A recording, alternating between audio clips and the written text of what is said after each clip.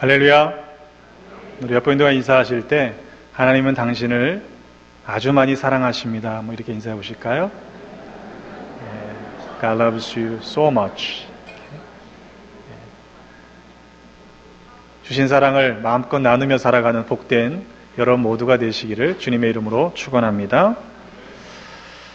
각 과정들을 마치고 졸업하는 학생들을 축복합니다. 또 축하합니다. 특별히 오늘 입교한 학생들, 이 고백한 믿음이 그리스도의 장성한 분량에 충만한 데까지 이르는 그런 형통한 삶을 살아가시기를 또한 주님의 이름으로 축원합니다. 사실 우리말도 서툰 아이들과 함께 예배하는 것에는 여러 가지 불편한 점이 따릅니다. 그러나 그럼에도 불구하고 함께 예배해야 하는 이유는 온 세대가 공동체로서 신앙적인 경험을 공유한다고 하는 것은 매우 중요한 일이기 때문에 그렇습니다. 때문에 여러분들 이런 기회가 자주 있을 때마다 오히려 감사할 수 있는 모두가 되시기를 부탁을 드립니다. 오늘 본문의 말씀은요, 여호수아가 마지막으로 이스라엘 백성들에게 남기는 유언과 같은 말입니다. 아마도 중요한 말을 했을 것입니다. 여호수아가 모든 백성들에게 이렇게 이야기하죠. 아브라함의 아버지 데라로부터 시작해서 이스라엘 백성이 가나안에 어떻게 이르게 되었는지를 말씀하고 있습니다. 어른들이 옛날 이야기 자꾸 반복하는 이유가 있죠. 우리 자녀들은 잔소리라고 생각합니다만 그렇게 잔소리를 하시는 이유가 있습니다. 왜냐하면 그 이야기 속에는 어르신들이 살아낸 인생의 소중한 경험이 담겨 있기 때문입니다. 때문에 우리의 마음을 열어놓고 어른들의 이야기를 들을 필요가 있는 것이죠. 여호수아가 마지막으로 남긴 결론이 무엇인가요? 모든 것이 다 하나님께서 행하신 일이고 이곳까지 여기까지 인도해 주셨다라는 사실을 말씀하고 있습니다. 계속되는 문장의 주어는요, 읽진 않았습니다만 앞절로 보시면 다 하나님이 1인칭입니다. 강 저편에서 아브라함을 이끌어내신 분도 하나님이시고 그에게 이삭을 주신 분도 하나님이시고 애굽에서 이스라엘을 인도하신 분도 하나님, 홍해를 가르고 쫓아오던 애굽 군대를 덮어버린 분도 하나님, 많은 날을 광야에서 보내게 하시는 분도 하나님, 결국 가나안까지 인도하셔서 성읍들을 주신 분, 그분이 하나님이시다라고 거듭 반복해서 말씀하고 있습니다. 그것을 너희가 다 보았다는 것이죠. 너희가 다 알고 있지 않느냐, 이렇게 반문하고 있습니다. 자, 여러분, 뭐가 문제입니까? 하나님이 하신 일들을 보았어요. 그리고 하나님이 하신 일들을 알고 있어요. 이 모든 누려지는 은혜가 하나님께서 허락하신 것이라는 사실을 다들 알고 있었다면 문제가 없을 터인데, 이어지는 말씀을 보면 여호수아의 말이 이해가 잘 되지 않습니다. 뭐라고 얘기하냐면 그러므로 이제는 여호와를 경외하며 온전함과 진실함으로 그를 섬기라, 이렇게 말하는 것입니다. 바꿔 말하면요, 그렇다면 지금까지는 그렇게 하지 않았다는 거예요. 그러므로 이제는 너희 조상들이 강 저쪽과 애굽에서 섬기던 신들을 지워버리고 여호와만 섬기라 라고 말씀하는 것을 보면 그렇다면 지금까지는 그렇게 하지 않았다라는 말이 됩니다. 여전히 우상을 섬기고 있었던 것이죠. 오죽하면 둘 중에 하나를 선택해라 라고 말해야 했겠습니까? 너희가 섬길 자를 오늘 택하라. 오직 나와 내 집은 여호와를 섬기겠노라 강조해야만 했을까요? 보여주면 믿는다라고 말씀하시는 분들이 있는데요, 보았다고 다 믿는 게 아니더라고요. 알고 있으면 다 믿을 것 같은데, 하나님을 경외할 것 같은데, 알고 있다고 해서 하나님을 다 경외하는 것은 아니더라고요. 여러분, 바라기는 오늘 우리가 이곳까지, 여기까지 있게 하신 분이 하나님이심을 여러분 알고, 그리고 믿고 경외하는 삶을 살아가시는 우리 모두가 되시기를 주님의 이름으로 축원합니다. 내가 누리고 있는 것이 과연 내가 얻은 것인지, 내가 노력하고 내가 애써서 내 능력으로 얻은 것인지 사실 생각해 볼 필요가 있습니다. 오직 우리가 깨달아야 할 것은 이 모든 것이 하나님의 은혜라는 사실이죠. 그러나 우리가 또한 경계해야 할 것은 과거에 아무리 잘 믿었다고 해서요, 방심해서는 안 되는 것이죠. 또 오늘 뭘 믿나, 나중에 내일 믿으면 되지 라고 밀어놓는 것도 안 될 일입니다. 왜냐하면 믿음이라고 하는 것은 오늘 그리고 매일매일 결단해야 할 현재적인 사건이기 때문에 그렇습니다. 과거형도 아니고요, 미래형도 아니고요, 현재 진행형이 되어야 한다는 이야기입니다. 여호수아가 둘 중에 하나를 선택하라고 할 때 이스라엘 백성들은 우리가 결단코 여호와를 버리고 다른 신들을 섬기지 않겠다라고 다짐합니다. 자, 그럼 된 거예요. 하나님이 하신 일들을 보았고, 하나님이 그렇게 우리에게 허락하신 일을 알고, 그리고 잘 믿겠다 이렇게 대답했어요. 하지만 이어지는 여호수아의 대답이 좀 이상합니다. 19절로 보면 분명히 이스라엘 백성들이 잘 섬기겠다라고 대답을 했는데 뭐라고 이야기하냐면 너희가 여호와를 능히 섬기지 못할 것이다 이렇게 말하는 것입니다. 그는 거룩하신 하나님이요 질투하시는 하나님이시니 너희의 잘못과 죄들을 사하지 아니하실 것이라는 말씀입니다. 만일 너희가 여호와를 버리고 이방 신들을 섬기면 너희에게 복을 내리신 후에라도 돌이켜 너희에게 재앙을 내리시고 너희를 멸하실 것이라고 경고하고 있습니다. 무슨 말입니까? 분명히 이스라엘 백성들은 여호와를 잘 섬기겠노라 대답은 했지만 아직도 이방신들을 제하여 버리지 않는 죄된 모습을 여호수아는 지적했던 것입니다. 23절에 보면 그러면 정말 그렇게 섬길 거면 그러면 이제 너희 중에 있는 이방신들을 치워버리라 말씀합니다. 아직 말은 그렇게 했지만 이방신들을 치우지 않았다는 이야기죠. 하나님께서 저들을 이 가나안까지 인도해 주신 날이 한두 달 걸린 게 아니지 않습니까? 이방신들을 제해버릴 시간이 없었다고 말할 수 없는 것이지요. 아브라함 때부터는 아니더라도 출애굽해서 지금까지 지나온 세월이 좋기 반 100년은 넘은 일입니다. 그런데 29절에 보면요, 여호수아가 이때 2일 후에 죽은 나이가 110세라고 얘기하고 있어요. 그러니까 최소한 그들이 충분하게 그 이전에 섬겼던 조상들이 섬겼던 우상들을 이방신들을 제해버릴 기회가 많았다는 이야기입니다. 그럼에도 여전히 저들은 그것들을 가지고 있었던 것이죠. 말씀을 통해서 우리의 삶에 적용해 볼 것은 혹 우리가 이와 같은 것은 아닌지 생각해 볼 필요가 있습니다.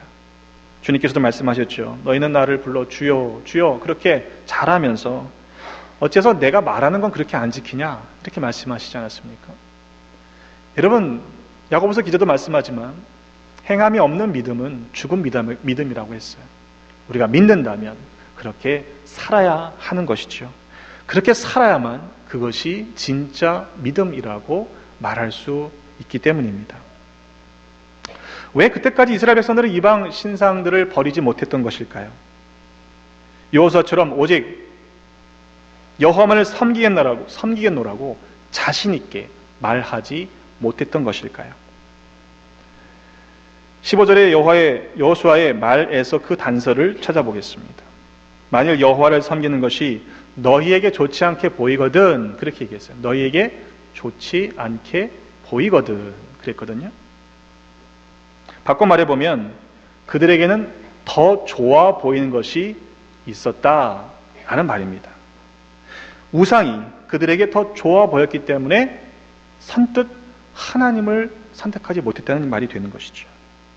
그때까지도 이스라엘 백성들이 여호와 하나님과 우상 이방의 신들을 비슷한 정도로만 생각했다라는 말이 되는 것이죠.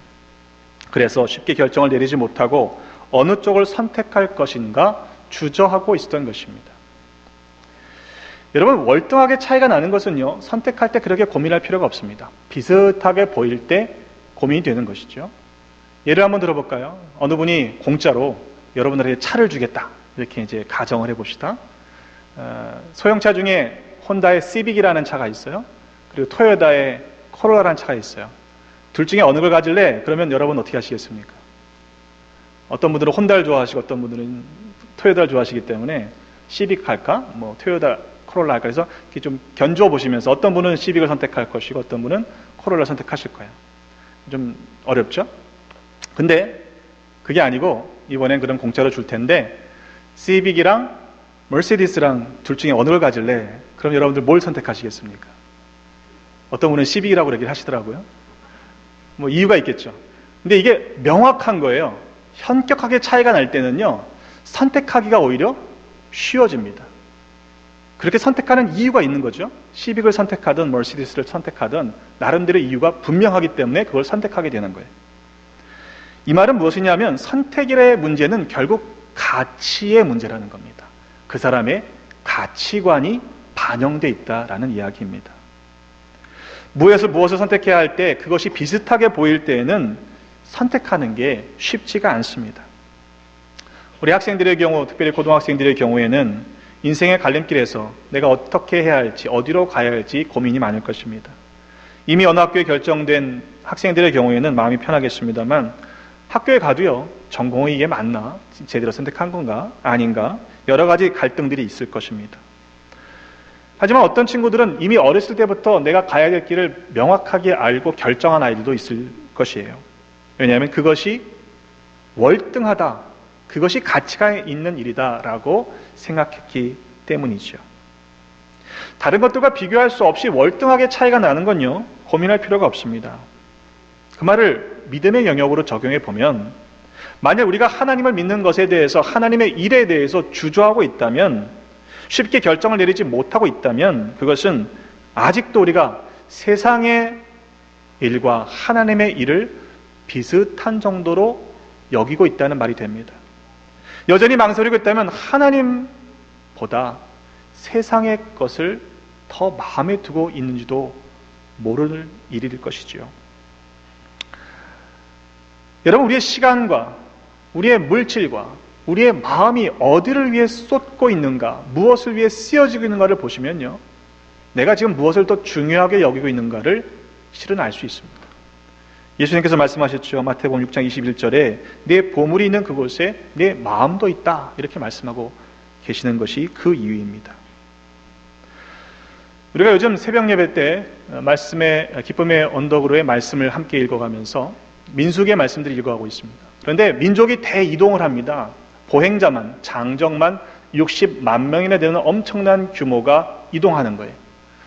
그런데 그 대열이 흩어지지 않습니다. 이유가 뭐냐 하면 그 대형을 각각 동서남북으로 세 개의 지파들이 대형을 이룰 때 그 중심에 성막이 있는 겁니다.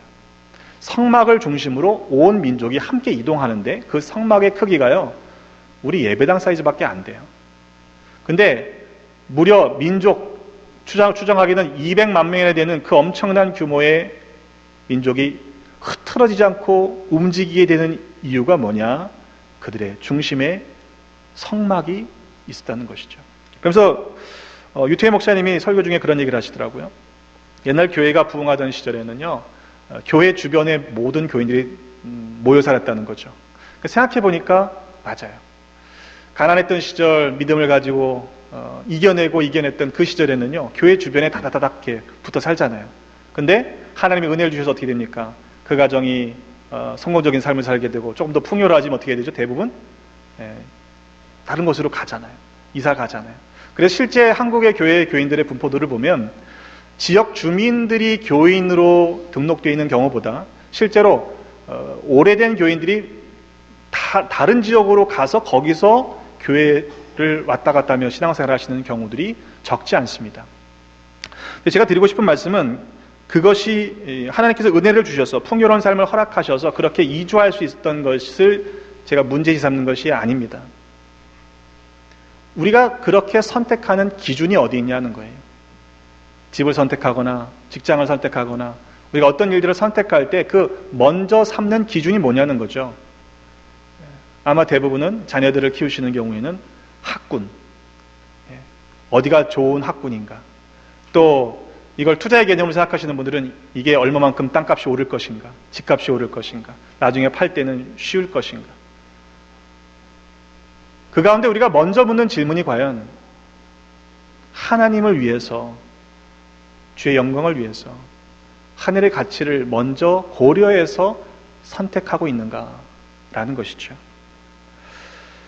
어쩌면 우리도 매일매일 선택해야 할 많은 일들이 있습니다만 그 일들을 선택하는 기준에 있어서 혹 세상적인 기준을 가지고 쉽게 선택하며 살고 있지는 않은가, 우리 스스로의 모습들을 점검해 볼 필요가 있다고 생각합니다. 예수님께서 말씀하셨죠.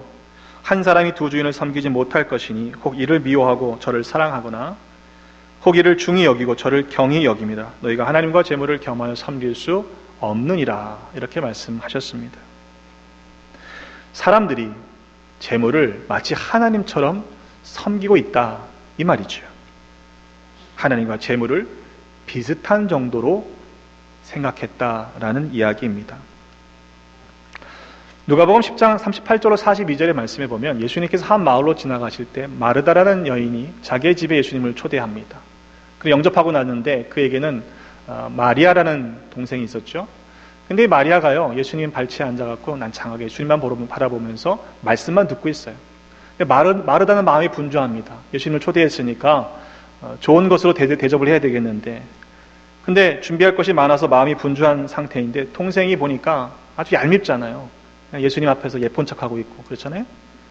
그래서 예수님께 투정을 합니다. 예수님, 나 혼자 이렇게 일하는 것을 왜 그냥 지켜보고 계십니까? 동생에게 나 좀 도와주라고 좀 명령 좀 해주세요. 이렇게 이야기를 합니다. 그때 예수님께서 이렇게 대답하십니다.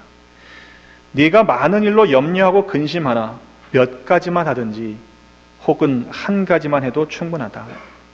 마리아는 이 좋은 편을 택하였으니 빼앗기지 아니하리라. 이렇게 말씀하세요. 그러니까 마르다는 뭐 풍성한 음식을 좀 접대하고 싶은데 예수님의 기대는 그게 아니에요. 그냥 한 가지만 해도 괜찮아. 많이 내올 필요 없어. 마리아가 선택한 건 말씀을 듣는 것, 그것이 더 좋은 것이야 라고 이야기하셨던 것이죠. 마르다는 예수님께 많은 것을 대접해야만 좋아하실 것으로 생각했지만 예수님은 주님의 말씀을 듣는 것을 더 좋은 일이다 라고 가르쳐 줬던 것입니다. 때문에 여러분, 주저하지 마시기를 부탁을 드립니다. 우리가 주저하고 있다면, 망설이고 있다면 내가 여전히 하나님의 일들을, 하나님을 세상의 것과 견주고 있다라는 말이 되기 때문입니다. 세상의 어떤 것과도 비교할 수 없는 분이 하나님이십니다. 아직 결단하지 못하신 분들이 있다면 오늘, 지금 결단하시기를 주님의 이름으로 축원합니다. 이스라엘 백성들은 다시 결단하고 있죠. 24절에 보면 우리 하나님 여호와를 우리가 섬기고 그의 목소리를 우리가 청종하리다 그랬습니다. 그러니까 청종은 듣고 따라가는 겁니다. 무작정 따라가는 게 아니에요. 하나님의 말씀을 듣고 하나님이 무엇을 원하시는지 그대로 따라가겠다라는 의미입니다. 섬긴다는 것은 하나님의 음성을 듣고 따라가는 것이어야 합니다. 만약 우리가 하나님의 음성을 듣지 않고 열심만 내고 가다 보면 그것이 하나님의 일에 걸림이 될 수 있는, 방해가 될 수 있는 일이 있을 수도 있기 때문입니다. 때문에 바라기는 우리 모두가 하나님의 말씀을 듣는 일들에 집중하시기를 주님의 이름으로 부탁을 드립니다. 여호수아가 다시금 하나님만 섬기기로 다짐하는 백성들과 언약을 맺습니다. 그리고 그들을 위해 율례와 법도를 정하죠. 또한 이 모든 말씀은 하나님의 율법책에 기록하고 큰 돌을 가져다가 거기 여호와의 성소 곁에 있는 상수리 나무 아래에 증거로 세웁니다. 여호와께서 우리에게 하시는 이 모든 말씀을 이 돌들이 들었다는 거예요. 이 돌들이 어떻게 듣습니까? 그 말은 결국 이 돌들이 증거가 된다는 것은 바람이 불어도 세월이 지나도 변하지 않는 이 돌들처럼 우리가 맺은 그 언약의 말씀을 굳건히 지켜라. 이 돌들을 볼 때마다 그 언약을 기억하라 라는 당부의 말씀이었던 것이죠. 자, 이렇게 모든 백성들이 다짐한 대로 돌아가서 하나님만 잘 섬겼으면 얼마나 좋았을까요? 안타깝게도 이어지는 본문은 그것이 그렇게 오래가지 못했다고 말씀합니다. 31절에 이스라엘이 여호수아가 사는 날 동안과 여호수아 뒤에 생존한 장로들 곧 여호와께서 이스라엘을 위하여 행하신 모든 일을 아는 자들이 사는 날 동안 여호와를 섬겼더라 그랬습니다. 바꿔 말하면 여호수아가 죽고요. 하나님께서 행하신 일을 모든 일들을 아는 그 장로들이 죽은 후에는 이스라엘이 여호와 하나님을 섬기는 일을 잊었다라는 말이 됩니다. 여러 가지로 해석할 수 있겠습니다만 저는 영적인 부분에서 어른들이 감당해야 할 책임이 있다는 사실을 언급하고 싶습니다. 우리가 주님 부르셔서 먼저 하나님 나라 가도 남은 자들이, 자녀들이 그들의 믿음이 변질되지 않도록 가르쳐야 하는 책임이 우리 모두에게 있다라는 사실이죠. 그것이 바로 오늘 우리가 결단해야 할 일들인 것입니다. 선배 목사님이 이런 말씀을 하시는데 제가 그렇구나라는 생각을 했습니다. 흔히들 말하기를 우리 아이들이 우리의 미래다 이렇게 얘기하는데요. 아니라는 거예요. 우리가 아이들의 미래라고 말씀하시는데 제가 그 말에 동의했습니다. 왜냐하면 아이들은요, 우리가 하는 걸 보고 그대로 따라하기 때문에 그래요. 우리가 제대로 못하면 아이들이 그 이상이 될 수 없다는 이야기죠. 때문에 오늘 입교하는 어린 학생들이 이제 청년이 되어 자신의 믿음을 가지고 예수를 믿겠다라고 고백하는 것, 그 고백을 컨펌하는 것이 매우 중요한 것입니다. 부모들의 믿음을 보고서 자신들의 믿음을 키워왔기 때문이라고 저는 믿습니다. 제가 어제도 문답하는데요. 부모님들 어떻게 신앙생활 하시냐 제가 물었어요. 뜨끔하시나요? 잘 대답하더라고요. 또한 이것은 한 가정의 일이 아니라 온 교회가 합력하여 섬겨야 할 일이기 때문에 회중이 화답한 것입니다. 여러분 어떻게 하시겠습니까? 너희가 섬길 자를 오늘 택하라. 바로 우리 모두에게 주시는 말씀이라고 믿습니다. 여전히 하나님의 것을, 하나님의 일을, 하나님을 선택하지 못하고 망설이고 있는 분들이 있다면 주저하지 마시기를 바랍니다. 그 어떤 것들을 고민하고 선택해야 될지 결정하지 못해서 망설이는 일들이 있다면 여러분 이 기도 제목들을 놓고 한번 선택해 보시기를 바랍니다. 하나님은 세상과 비교할 수 없으신 분이시기 때문입니다. 세상을 지으신 창조주 하나님께서 우리를 이곳까지 인도해 주셨고 또 우리에게 모든 복을 허락해 주셨습니다. 바라기는 어른 여러분들이 믿음의 본을 보이는 조상으로 살아가시기를 주님의 이름으로 축원합니다. 또한 자손들에게는, 자녀들에게는 믿음을 이어가는 아름다운 믿음의 자손들로 살아가시기를 주님의 이름으로 축원합니다. 그것이 우리를 믿음의 여러 공동체, 최소한 3대, 4대 디퍼런트한 제너레이션이 같이 신앙 공동체를 이루게 하신 이유라고 믿습니다. 주님 다시 오시기 전까지, 주님이 우리를 부르시기 전까지 우리 모든 가족들이 믿음 안에서 아름답게 세워져가는 그런 복된 신앙의 명문들을 이어가시기를 주님의 이름으로 축원합니다. 기도하겠습니다. 하나님 아버지, 우리에게 믿음의 자녀가 되는 권세를 주셨음을 감사합니다. 하나님께서 기뻐하시는 삶을 믿음으로 선택하며 날마다 결단하며 살아야 함에도 불구하고 때로 우리의 믿음이 연약하여 세상의 가치에 흔들려 주저할 때가 많았음을 고백하고 회개합니다. 이후로의 삶에서는 하나님의 뜻에 따라 결단하고 살아가는 믿음의 사람들이 되게 하여 주시옵소서.